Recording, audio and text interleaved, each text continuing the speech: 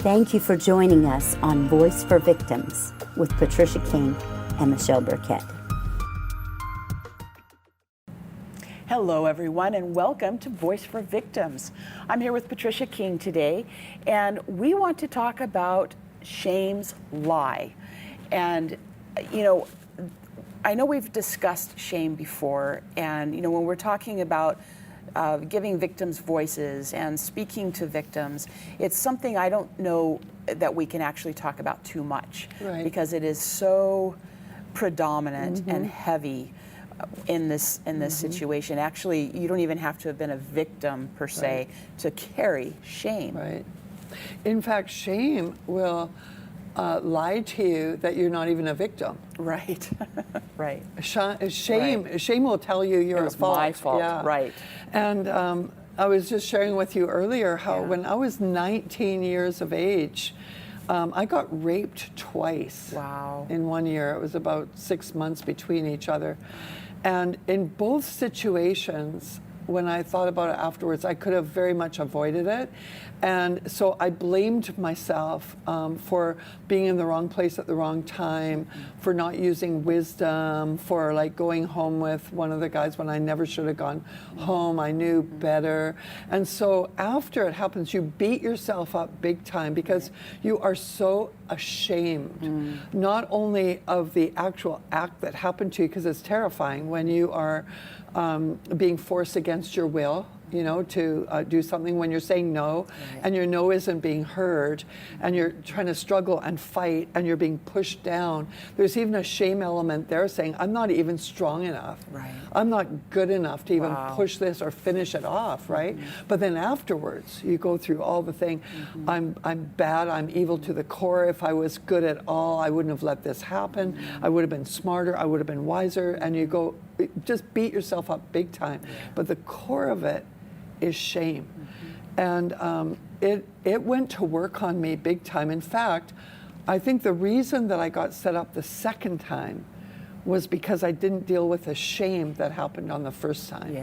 And once the devil gets a grip on you, he can try to just, do the same old, right? And so every time you become victimized, there's more shame that holds the ground and that tells you you have no worth, you have no value, you're not good for anyone or anything, you're just bad. And I actually did feel that. I felt evil to the core. In fact, I remember when I got born again, saying to the Lord, even that night, saying, I'm just so evil, you probably wouldn't want me. Oh, wow. Because shame had made me feel that way. Shame puts an identity on you that definitely doesn't belong to you in the Lord. But then after the second time, the shame was so heavy that I thought, I don't even deserve to live. Wow. I have no right. Like, why? I'm such a loser. I'm so incapable of handling my life. And so I became suicidal. And one night I actually attempted to commit suicide. My father came to the rescue and he intervened, and so I didn't. And then right after that, I actually met my husband, and that was a different story. He was like, Jesus in disguise at the time. A good man. But anyways, I just want you to know that I came out of shame. I came out of victimization. I came out of it, and you can too. And maybe you were victimized maybe years ago or maybe just recently, but I'll tell you one thing, everyone who is victimized has to deal with shame. It hits everyone who is victimized because the devil he's cruel, and he'll just go after you and blame you. And that's one reason why many people who are victimized by sexual abuse, verbal abuse, physical abuse, spiritual abuse, they don't want to even tell anyone because the devil keeps them in the cloak of shame. Right. So then it never even comes into the light. Right. You're too ashamed to bring it into the light. And so the perpetrator of that abuse never gets dealt with and goes on victimizing more people and sometimes re-victimizing you, because you've got that cloak of shame that you're on. But I have several thoughts with that powerful testimony that you've shared. One is, there are those who have walked through similar things and are carrying that shame. And someone who would look at you right now, it's like we really see how the devil was having a hand in trying to bring you down. Yep. And there are those right now who are dealing with that place of shame, and it is the same thing. I look at you right now, and I relate to you as you are now, right? But you had to walk through some things to be at this place. Yep. And I want to say that there's hope. It's where you are right now. Please do not continue to listen to the devil's distortion, the lies that he's speaking to you, because what he has joy, if there's any joy in the devil, is bringing his image to be pressed into your life. He wants you to believe what he wants you to believe about you, not the truth of who you are, that is what God created you to be and who you truly are. Yeah. So in that, I think that you would be really encouraging. It's like, wow, okay, what you didn't know what you were created for at that time, and all you were feeling is being buried underneath because shame hits the core of who you are. It hits your identity. It doesn't allow you to see who God made you to be. It cloaks it. And this isn't quite in the same context, but in the Bible there's a story about a man who is blind, and he was a beggar, and his name was Bartimaeus. Yeah. And he would sit on the street with a beggar's cloak. He was clothed in a beggar's identity. And there was a bit of shame attached to that because he couldn't operate as a normal citizen. And he had to get his income through the almsgiving of others. So he had to kind of be a receiver. He wasn't able to work. He wasn't able to be who God created him to be. So he was cloaked with his beggar's cloak. But when he heard Jesus come, that's so good. He cried out to Jesus. And he just called on his name, and everyone was saying, be quiet, be quiet. Yeah. And he just couldn't help it. He just kept calling on the name of Jesus. He said, Son of David, have mercy on me. And Jesus stopped everything to hear his cry. And he will stop right now to hear yours. Yeah.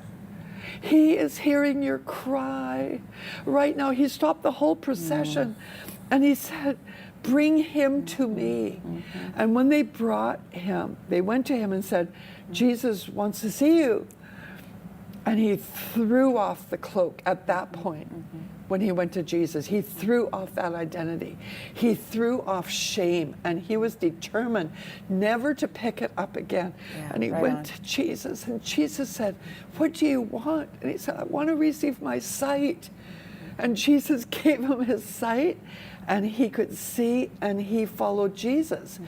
And I just feel so strong right now, the anointing of God on someone that's watching this show. Is that you've been so clothed in shame for year after year after year. You've been clothed in shame, and Jesus has heard the cry of your heart, and I see you throwing it off. Just throw off the shame and run to Jesus. And he's going to say, well, what do you want? And you say, I want my wholeness. I want my purity back. I want my dignity back. I want my identity, my true identity. And he says to you right now, here you are. Here you are. Take it. And I just feel, Michelle, I feel a miracle taking place in someone's soul right now. And that's what Jesus does for us. That's it. And so blind Bartimaeus was never blind Bartimaeus again. Yep. And he never wore the cloak again That's right. either. I love that. He was brand new. Yes. And you can be brand new too. There is a cloak that is given to us by Jesus. It's so beautiful. It's a robe of righteousness. That's right. Yeah. Thank you, Patricia. We have a guest, a beautiful guest today, Kail. Anna and her husband, Jake, are part of our Voice for Victims team, and they both pastor in Lancaster, Pennsylvania, the Threshold Church there. And Anna has a great message today on shame. Hey, Patricia and Michelle. Thanks so much for having me today. I'm excited to just jump into a topic that is so important, and it's something that we talk about often here at Voice for Victims, but it's a topic of shame. And we talk about it often because shame is one of the most destructive and deceptive tools of the enemy. The enemy is so wicked, and he is just seeking to destroy us on every front. And shame is a tool that he uses so often that can be so effective against us if we don't recognize it. And if we allow it to just become a part of how we do life and how we see life and how we function and how we treat ourselves, how we expect to be treated.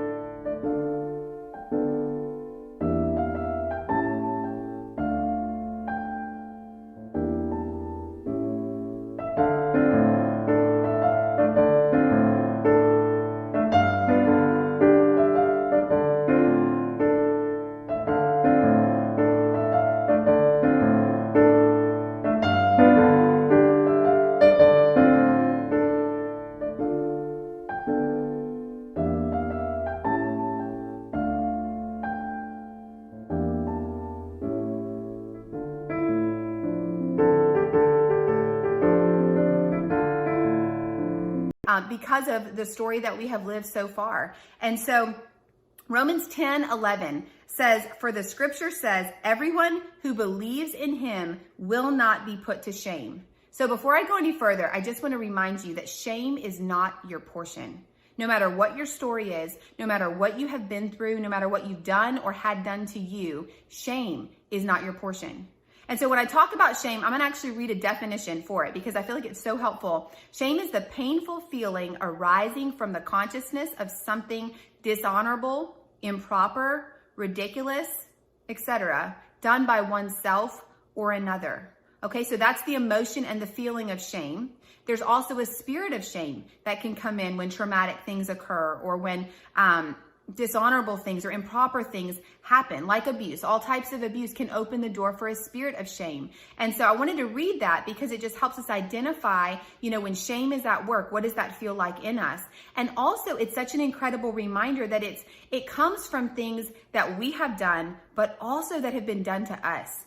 And it is important to remember that the enemy doesn't care that you were not the one responsible for what happened. He doesn't care. He doesn't play fair. And so even though you may have been a victim in a situation or in a relationship or in an experience that was improper, that was painful, that was abusive, he still will take advantage of that and bring shame on you, even though it was not your fault. And that's one of the things that shame does. It causes you to take responsibility for things that you are not responsible for. And then you carry the weight of them. You live under the weight of them, and you're marked by them in a way that the Lord does not want you to be marked by them. And so, other words for shame, again, I just want this to help you understand what I'm talking about, would be disgrace, self-disgust, self-reproach. It's just that feeling of just I am terrible and I am horrible and you just want to hide because of what happened or because of how you feel about yourself. And so, shame defines us by our sin, by our experience, and by our past. And often things have happened to us even in early childhood, that we had no ability to properly process or make any sense of, but the enemy took advantage of and exploited it and brought shame on us. And we have been carrying shame and living under the weight of shame from that time, from early childhood. And so it's so important for us to understand that that's not part of who we are. That's not part of who we will live out to be. It is not something that we have to carry and live under. Shame demands that we punish ourselves, right? And so either it demands that we receive punishment from other people, and it causes us to allow ourselves to be punished by other people, I should say, or it causes us to feel like we need to punish ourselves. And this can be part of the root of self-destructive behavior even. We feel like we deserve it, because shame tells us that we deserve punishment. And that's the enemy just seeking another way to destroy us. But in our minds, it feels very logical because, we have this shame that we carry that, we deserve this punishment. And so shame speaks to us about what we deserve because of what has happened. And again, shame is a liar. You know, shame is authored by the enemy, and the enemy is a liar. And so it's important for us to understand that, you know, if there's things in our life that we are allowing ourselves to be on the receiving end, you know, from other people that are destructive, you know, do we feel like we deserve it? Okay, well, that's shame at work there that is punishing us. Or are there ways that we are self-destroying or self-harming because we feel like we deserve it? You know, that's shame at work. And so my heart is to just expose the work of shame in our lives so that we can cast it off and not need to live under it any longer. You know, shame holds you responsible for things that aren't your fault. Like I said before, it's important to remember that. It causes you to feel the weight of responsibility for things that you are not responsible for. And that's important because that affects how you operate. When you feel responsible for something, you operate very differently than when you can go, you know what, that wasn't my fault, and I am not going to carry the responsibility in that. I'm just going to release that and keep moving forward. Shame brings condemnation rather than conviction. You know, the conviction of the Lord brings us to repentance. It is a gift from the Lord. But shame doesn't bring conviction. Shame brings condemnation. And condemnation just squashes you. It buries you under the weight that you cannot bear up under. You know, it buries you under it. And you just stay in that place of just that heavy, heavy weight that you cannot ever come out from under. You know, that is shame that just sits on you like that, like a heavy weight.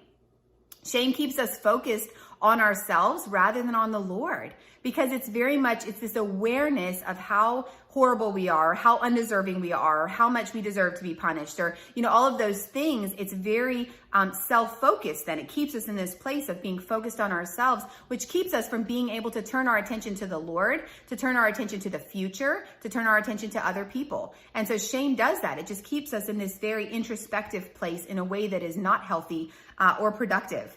You know, shame is the enemy's way of keeping his foot on our neck so that our face stays in the dirt, right? It's just the enemy's way of keeping us where he would say is in our place, right? But that's not our place. As a son and daughter of the living God, our place is not with the enemy's foot on our neck and our face in the dirt, right? Our place is with our foot on the enemy's neck and his face in the dirt, right?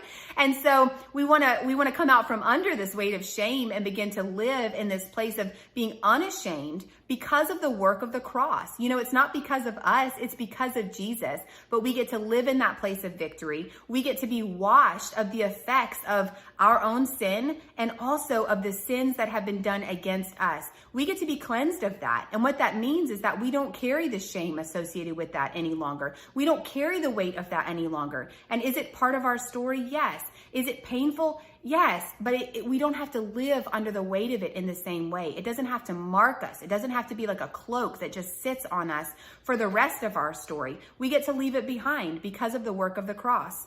And so, you know, shame calls the cross a liar, right? Shame makes it as though we will forever be in this place, whereas the cross says opposite. The cross says Jesus paid for what we experienced that brought the shame, and we don't have to live under it any longer. And so shame calls the cross a liar, and that's why we call out shame and say, nope, shame's a liar, and I will live in truth.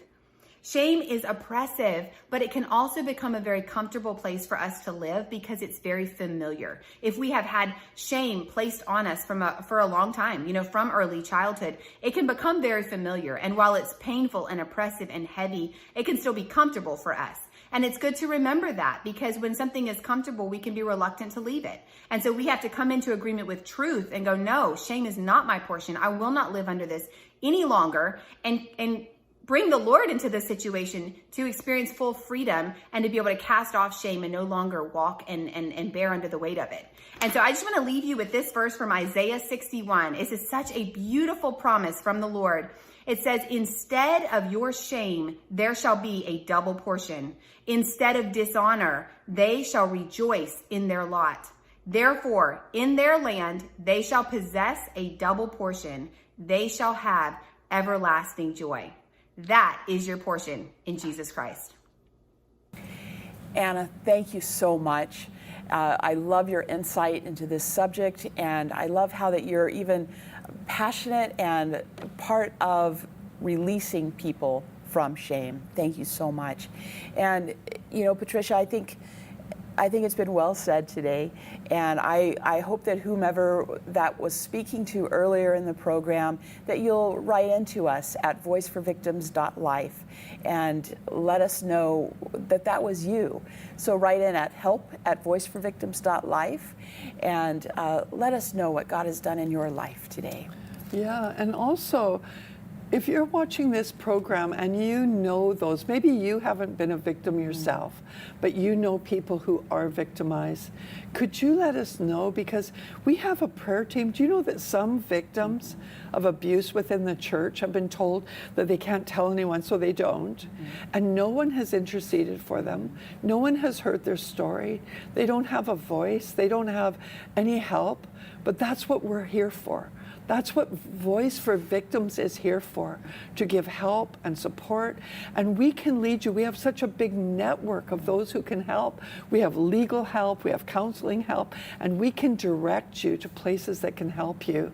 But we've got a whole prayer team that will pray for you if you need prayer, and we would love to be able to serve you. We also have a Facebook page that you can go to for Voice for Victims. But go on our website and find out more information on how you can be a part. We're looking for volunteers as well who will be an encouragement, who will intercede, and who will be part of helping others get free. And of course, we can always use your financial help as we bring aid to those who are in need. So Voice for, the number 4, voiceforvictims.life.